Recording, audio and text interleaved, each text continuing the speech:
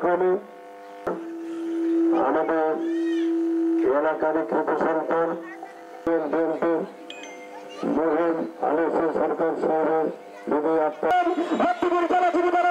সংগ্রামী সাধারণ সম্পাদক বিরাট কল্যাণী সম্পাদক মুসলিম ইউনিয়ন পরিষদের ভারপ্রাপ্ত চেয়ারম্যান জেনারেল বিশেষ দক্ষিণ গুরুদলের সংগ্রামী সদস্য সচিব তিনজন সংগ্রামী সহ উপস্থিত আছেন লক্ষ্মীপুর সদুল্লাহ পাচ্ছেন মুসলিম ছাত্রীরা রাস্তাঘাট স্কুল কলেজ মসজিদ মাদ্রাসা বিদ্যুতের কোন ব্যবস্থা ইতিমধ্যে পতিত স্বৈরাচার এবং বাংলাদেশে অভ্যন্তরীণ থাকা কিছু ঘাপটিমারা স্বৈরাচারের দোসর এবং গণতন্ত্রের পুনরুদ্ধারের শত্রু এইভাবে কিছু লোক বাংলাদেশে নতুন করে বিশৃঙ্খলা সৃষ্টি করতে চায়।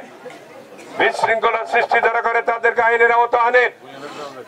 বাংলাদেশের জনগণ শাহাদাত বরণ করেছে, রক্ত দিয়েছে, 16 বছর আন্দোলন সংগ্রাম করেছে এদেশে যে অবাধ সুষ্ঠু নির্বাচনের পরিবেশের জন্য।